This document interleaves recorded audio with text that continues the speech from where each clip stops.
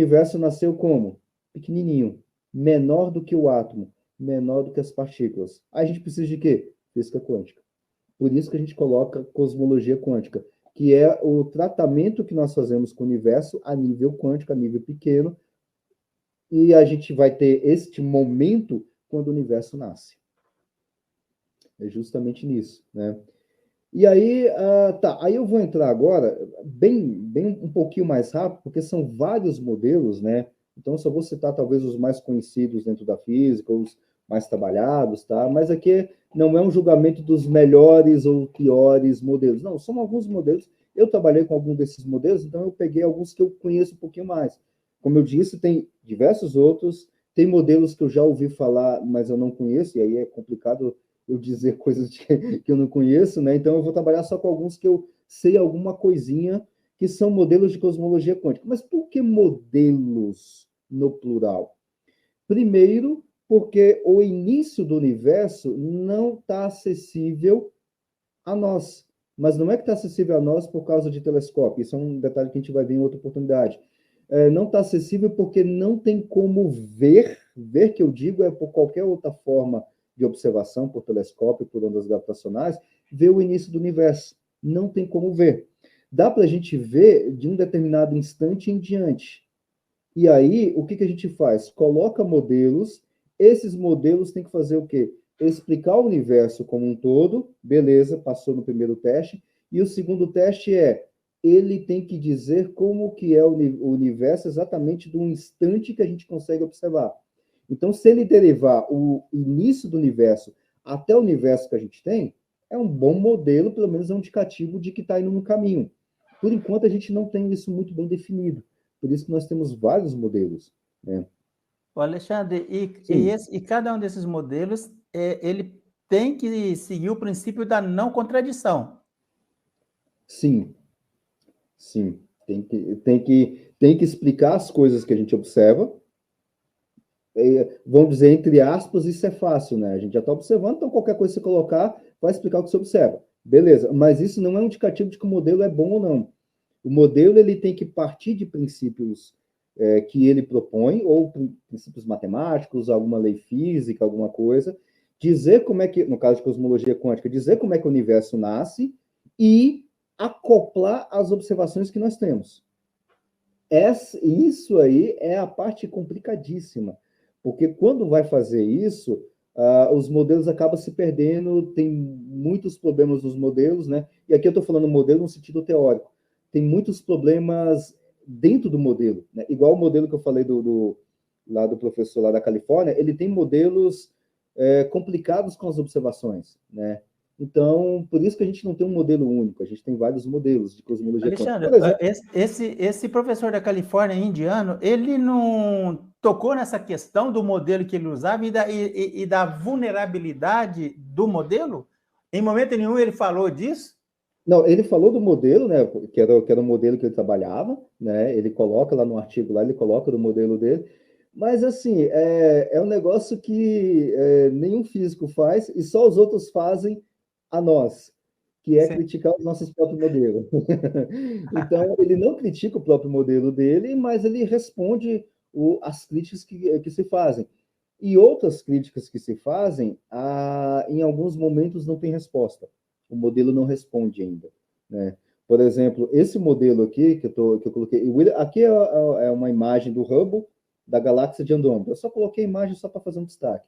É a galáxia mais próxima da gente, é isso? É a mais próxima da gente, a galáxia de Andrômeda, tá? 2,5 milhões de anos-luz, né? É visível no céu. Eu tenho um telescópio aqui em casa, bem simplesinho, e daqui da minha casa, eu moro no setor rural aqui em Brasília, eu já consegui observar a galáxia de Andrômeda por 2 vezes. É difícil. Claro que você não vê ela nos seus olhos, essa beleza que está aqui. Você vê só a manchinha, tá? Mas eu consegui ver. Então, dá para se ver. A galáxia mais perto que nós temos, a galáxia de Andrômeda. Alexandre, dá a impressão que ela é plana? Ela é. Na realidade, todas as galáxias, ela é como se fosse um disco, né? Então, ela é meio oval ou espiralada, ela tem uma espessura, né? E ela é meio que um disco meio plana, né? Nesse sentido, ela é.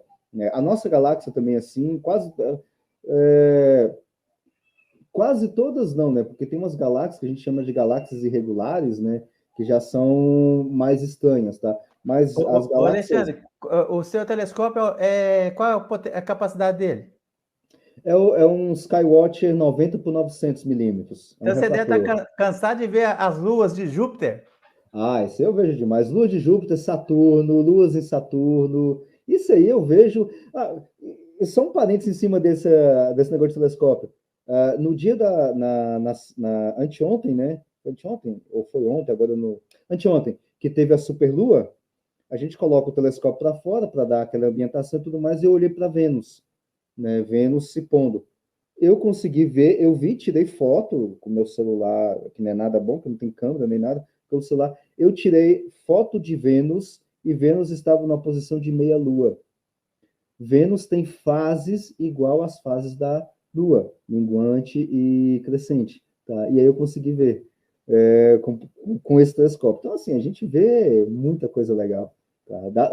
Dá para brincar muito bem com ele, né?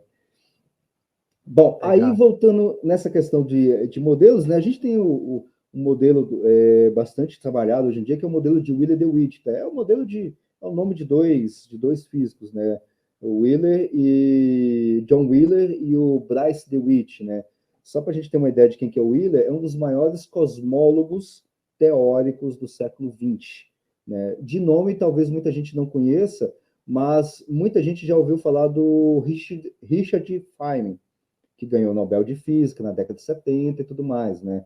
Todo mundo já deve ter ouvido falar das palestras do Feynman, de alguma coisa. Então, o John Wheeler foi orientador de doutorado do Feynman, só para a gente ter uma ideia de quem é esse camarada. Então, eles propôs esse modelo de cosmologia quântica, né? Qual que é o modelo dele? Aqui tem uma síntese, né, bastante simples do que é o modelo dele, desse modelo que a gente chama de WDW, né, modelo de cosmologia quântica. Em síntese, eles vão trabalhar o quê? Eles vão pegar a relatividade geral e fazer um tratamento quântico, pegar a mecânica quântica e trabalhar com a relatividade geral. Basicamente seria isso, tá? Fazendo isso, aí é claro que eu vou fazer isso, é coisa que todo mundo faz, né? Fazer críticas ao modelo, né? É bom a gente criticar o modelo dos outros, né? Isso constantemente. Mas eu trabalhei um pouquinho com o modelo do Wheeler-DeWitt, e um dos problemas que o modelo do Wheeler-DeWitt tem é que o modelo não tem tempo, não tem a variável tempo. Porque a gente considera, na maioria das vezes, né, a gente considera que o tempo é alguma coisa, um fluxo, ou um ente, vamos dizer assim, que o relógio marca, né? O relógio marca aquilo que nós chamamos de tempo, né? Então, no modelo de Wheeler-DeWitt, o universo não tem tempo. Aí é um negócio complicado de se trabalhar, né? É claro que ele está partindo de outros pressupostos matemáticos, que, por exemplo, é uma outra interpretação diferente, que é a que eu não trabalho, a interpretação da mecânica quântica, a gente chama de muitos mundos de Everett. Na realidade, o Wheeler trabalhou esqueci o primeiro nome dele, com o Everett, ali no início dos anos 40, né? E aí eles propuseram esse modelo de interpretação da mecânica quântica de Everett. Tem diversos problemas essa interpretação, né? Mas é um modelo que está colocado que é bastante trabalhado, né? O modelo de cosmologia quântica de Wheeler-DeWitt. Aí tem um outro modelo, né, que é de um russo, do Alexander Vilekin, é um cara que trabalha, eu não sei desde quando que o Vilekin trabalha na física, mas que eu conheço não, que eu leio o trabalho dele, obviamente eu não sou tão velho desse jeito, mas de publicações desde a década de 70, que o Vilekin publica na área de cosmologia quântica. Só para a gente colocar um tempo, né? O modelo de Wheeler-DeWitt de 1967, década de 60. O cosmologia quântica do Vilekin já eu não sei a pronúncia correta, né? Porque é russo, Vilekin, o Vilekin, né? Já é da década de 80, né? Esse modelo aqui, o Everett, o Robson até lembrando aí que o Everett ele fala sobre a física, a interpretação da física quântica na ideia de muitos mundos, né? É um tipo de multiverso, tá? A gente vai ver aqui multiverso também, mas não é esse multiverso da física quântica do Everett, tá? É um outro tipo de multiverso. Então, a ideia do Velequim é o seguinte: a gente tem alguma coisa aqui nessa estrutura, e a partir dessa estrutura, o universo nasce dela. Então, aqui a gente tem uma bolha, podemos dizer assim, que está nascendo a partir dessa estrutura, e essa bolha nasce e se separa dessa estrutura. Esse aqui é o nosso universo. E ele aqui justamente é a área da cosmologia quântica, o nascimento do universo, esse desvincular aqui dessa superfície com essa bolha. É isso que obviamente tem muito mais detalhes do que eu estou falando aqui, tá? É um modelo de cosmologia quântica. Né? Alexandre, e o que seria nesse modelo esse... Eu estou vendo um plano aí, não sei o que seria. O que seria plano. isso? Isso aí é o que a gente chama, que é o que o Villequin chama, né? É um negócio complicado. Um pouquinho mais para frente eu vou me referir a essa coisa mais complicada. Aí eu acho que vai fazer um pouquinho mais de sentido, porque sempre tem pequenas alterações que você faz no modelo, aí você acaba tendo um outro modelo de cosmologia quântica. Mas só para tirar o ponto, o que é esse plano aqui? É um negócio que a gente chama de falso vácuo quântico metaestável. Tá? Fisicamente falando, é uma região ou vamos dizer assim, um nascedouro de universo, vamos colocar desse jeito, onde nós temos propriedades físicas e coisas técnica, eu não queria falar tecnicamente, mas tecnicamente falando seria um campo escalar, tá? É um campo escalar que tem energia e a partir dele o universo nasce. Basicamente seria isso. A gente não tem acesso físico direto, né? Isso seria, vamos dizer assim, estrutura do lado de... Aqui, é claro, está um plano, mas na realidade isso aqui está banhando em 3 dimensões, se você pensar em 3 dimensões, está banhando todo o lado de fora do universo, vamos dizer assim. Tá? Seria um berçário de universos. Berçário de universo, seria isso, exatamente isso, né? Então, é um modelo que ele trabalha. Aqui eu até coloquei o livro, eu não sei se esse livro tem em português, mas eu coloquei o livro que é a edição que eu tenho, Many Worlds in One, tá? Tem esse livro que o Villequin mesmo que escreveu esse livro, tá? E aí ele tem esse modelo lá, eu tirei justamente de lá esse modelo e a imagem. Aí, aqui eu vou explicar, talvez fique um pouquinho melhor o que seria esse falso vácuo quântico metaestável. E para nascer, tanto esse processo aqui, quanto o próximo processo que eu vou falar de nascimento do universo, aí eu preciso explicar um negócio que se chama tunelamento quântico. Não é o tunelamento quântico cosmológico ainda, é o tunelamento quântico que é vamos dizer assim, que a gente trabalha dentro da física de uma forma, vamos dizer assim, natural. É o quê? É você poder... deixa eu colocar uma palavra mais de senso comum e não tão técnico, é o efeito de você desaparecer uma partícula de um lado e aparecer a partícula do outro lado. Talvez isso... Um exemplo prático. Todo mundo já viu o LED, né? LED grande, né? Porque hoje em dia os LEDs são pequenininhos. O LED grande, né? As luzinhas de Natal que a gente tem, você pega um LED daquele, aí você olha, tem um bulbo, né? Um acrílico, 2 ferrinhos por dentro, mais ou menos assim, um pouquinho para cima e para baixo. Mas não tem ligação entre os dois. Quando você coloca a corrente elétrica, né, você liga na tomada, né, você tem o quê? Luz. Como é que isso funciona? Com muitas aspas, tem muito mais detalhe aqui, mas seria uma espécie de tunelamento quântico. O elétron, ele chega por esse fiozinho aqui, ele chega até aqui, mas como é que ele passa para o lado de cá? Ele tunela. Ele desaparece desse lado de cá, aparece do lado de cá. Só que isso tem um custo quântico, vamos dizer assim, né? Tem um fenômeno que a gente diz que o elétron, para ele fazer esse tipo de movimento, né, de corrente elétrica, ele sempre vai emitir um fóton, né? Porque ele vai ter o nível excitado, volta para o nível original, que é passando daqui para cá, ele sempre tem que emitir fóton. Aí o elétron desaparece daqui, aparece do lado de cá e emite um fóton. Aí vem mais um elétron e faz isso continuamente nesse tunelamento quântico. E aí o LED acende. Aí nós temos a luz. Isso é o que, vamos dizer assim, seria, bem superficialmente, a ideia de tunelamento quântico. A partícula desaparecer de um lugar e aparecer em outro lugar. E aqui tem uma barreira, né, um muro aqui, seria a separação, vamos dizer assim, Não tem conexão. Mas o elétron desaparece de um lado e aparece do outro. Por causa do princípio de incerteza de Heisenberg, por causa das coisas que a gente tem em mecânica quântica. Isso é o tunelamento quântico. É a coisa, entre aspas, normal que a gente trabalha sempre. Tá? Agora, o que é o tunelamento quântico cosmológico? Aí vai associar, talvez fica melhor a gente associar com essa imagenzinha aqui. O que eu vou falar do que falso vácuo quântico metaestável tem em mente essa superfície aqui. Aí vai ficar mais interessante a gente entender. Tunelamento quântico cosmológico é o processo, é um dos processos, né, dentro desse modelo de cosmologia quântica. O Willy DeWitt faz isso, é um processo bastante geral. O Villequin faz isso em vários modelos. É você fazer o universo nascer do nada. Aí eu até destaquei aqui o que significa nada, tá? Porque esse nada tem uma complicação gigantesca, tá? O que é o nada que eu estou colocando aqui? O nada é o falso vácuo quântico metaestável, é aquela superfície. Tá, vamos lá. O que é esse o nada? O nada, como a gente coloca, né? Eu até coloquei entre parênteses aqui, devia ter colocado entre aspas aqui. O que a gente fala de nada é o nada absoluto, que é algo que não tem matéria, não tem espaço, não tem tempo. Esse é o nada absoluto, tá? É o nada, vamos dizer assim, entre aspas, nada filosófico. Não é esse que eu estou falando. O que eu estou falando aqui é o nada, entre aspas, físico, que é o falso vácuo quântico metaestável. Esse nada físico aqui, que vai ter essas propriedades de ser um falso vácuo, vai ter propriedades quânticas e ele é metaestável. Metaestável significa que ele é instável, tá?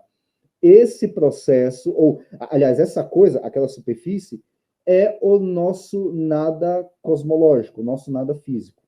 Porque a gente não tem acesso a ele não tem um tamanho, ele tem um volume igual a zero. O negócio fica complicado quando a gente começa a falar de volume igual a zero, de infinitos. Pois a gente trabalha com física teórica, a gente trabalha com zeros infinitos à vontade. Mas fisicamente falando, em termos de experimento, não tem disso, né? Ô Alexandre, eu posso cometer uma heresia científica? Qual que é? Manda. Não, o falso vácuo quântico metaestável me parece uma semântica para aquilo que é inexplicável. Olha, errado não tá, como a gente diz, viu? Mas, assim, exatamente eu isso. estou achando extremamente interessante. É exatamente isso, porque a gente tem, fisicamente falando, a gente tem o vácuo verdadeiro. O que é o vácuo verdadeiro? Por exemplo, se o pessoal pesquisar um efeito chamado efeito Casimir, com S, Casimir, é um efeito quântico que a gente faz em laboratório. Você pega duas placas, faz um vácuo entre as duas placas e as placas acabam se aproximando, né? Esse vácuo que é o nosso nada físico, a gente está falando, é o que a gente chamaria de vácuo verdadeiro, porque tem uma energia, lá dentro da mecânica quântica a gente trabalha que o vácuo tem uma energia fundamental. O falso vácuo é o quê? É algo que tem energia negativa. Não é carga elétrica negativa, é uma energia negativa. E o que é uma energia negativa, fisicamente falando? Aí eu vou dar uma de leigo. Não existe. É a mesma coisa de você falar de massa negativa. Existe massa negativa? Pois é, o falso vácuo é uma energia negativa. Sabe como é que me soa? Por isso que eu brinquei um pouquinho, me desculpe pela Não, tranquilo. leveza com que eu estou tratando, é que a Sim. causa primeira independe de causa anterior. Exatamente. Literalmente é isso. Isso seria o causa primeira. Aristóteles e Tomás de Aquino, mas vamos voltar para cá, vamos voltar. Vamos para cá, para cá. Vamos deixar a causa secundária como isso aqui. A causa primeira vai dar problema. Então, a causa secundária é o falso vácuo quântico metaestável. E qual que é o processo, então? Então, o universo ele está nesse estágio aqui. Deixa eu voltar essa imagem aqui. O universo está aqui. Falso vácuo quântico metaestável. Aí tem um processo de tunelamento quântico. O que é o processo de tunelamento quântico? Aquele que eu mencionei. Ele desaparece daqui e aparece aqui. Ele não tem essa bordinha aqui, tá? Por isso que o modelo é um pouquinho diferente. Então, ele desaparece daqui e aparece aqui. É o tunelamento quântico, cosmológico. E aí, ele, vamos dizer assim, ele troca a chave de um falso vácuo para um vácuo verdadeiro. Por que vácuo verdadeiro? Porque o universo, pelo menos todos os indícios que nós temos, a massa total do universo hoje é igual à massa do seu nascimento. O universo não criou mais massa. Então, toda a massa de galáxias e tudo mais que ele tem hoje em dia, ele tem desde o seu início. E essa massa no seu início veio da onde? Da transformação, e aí tem processos, continhas e tudo mais, que a gente faz continhas de transformação de falso vácuo para vácuo verdadeiro, aí tem uma transformação de energia negativa para energia positiva, de energia de falso vácuo para vácuo verdadeiro. Aí o universo nasce com a sua energia pronta para o universo nascer. Esse é o processo que, quando ele se transforma num vácuo verdadeiro, ou seja, toda a sua energia está concentrada num ponto igual, não é menor e nem entendendo, igual a zero, e aí a gente chama isso de singularidade, que é o quê? Densidade infinita. O que é densidade infinita? Fisicamente falando, não faz sentido. Mas eu gosto de brincar com os meus colegas de matemática. É um problema matemático, não físico, tá? Não existe singularidade. Os meus amigos matemáticos que se viram para explicar isso. Então, o universo nasce desse jeito. Tá, mas o universo... Alexandre, é extremamente interessante, rapaz. É um modelo bem interessante de se trabalhar. E é um modelo, assim, de uma forma geral, que dá para acoplar com outros modelos. Inclusive, eu estou estudando esse modelo dentro do modelo que eu estou trabalhando, para pegar algumas ideias e jogar dentro, porque é interessante isso. Porque quando o universo está nesse vácuo verdadeiro, num volume igual a zero, não temos universo ainda.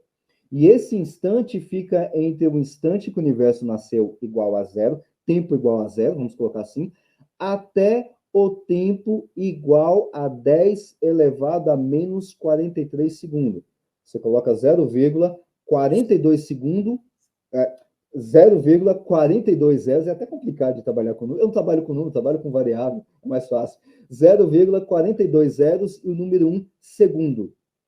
Durante esse período de zero até esse intervalo, que a gente chama de era de Planck, escala de Planck e tudo mais, o universo está com esse volume igual a zero, num vácuo verdadeiro. A partir desse instante, de 10 a menos 43 segundos até 10 a menos 32 segundos, que é 0,31 zeros e o número 1 segundo, é um período muito curto de tempo, é o que nós chamamos de inflação. O universo sai de um volume igual a zero para um volume muito grande. Aí nós temos vamos dizer assim, fisicamente falando, o espaço se expandindo e tudo mais. A gente chama isso de inflação, mas o pessoal talvez não conheça com o nome de inflação, mas conhece com esse nome aqui, Big Bang. O Big Bang é a inflação ou a expansão dessa bolinha de vácuo verdadeiro de energia de um volume igual a zero para um volume maior do que zero, vamos colocar desse jeito, durante esse intervalo de tempo de 10 nanosegundos, vamos arredondar as contas, 10 nanosegundos. Então, é isso que nós chamamos de tunelamento quântico cosmológico, ou de nascimento do universo numa estrutura de uma forma geral em cosmologia quântica, né? Aí tem aqui os detalhes que eu coloquei, que eu acabei mencionando já, tá? Vou deixar aí para o pessoal, até gravado aí na live, depois se quiser ler alguns detalhes, né?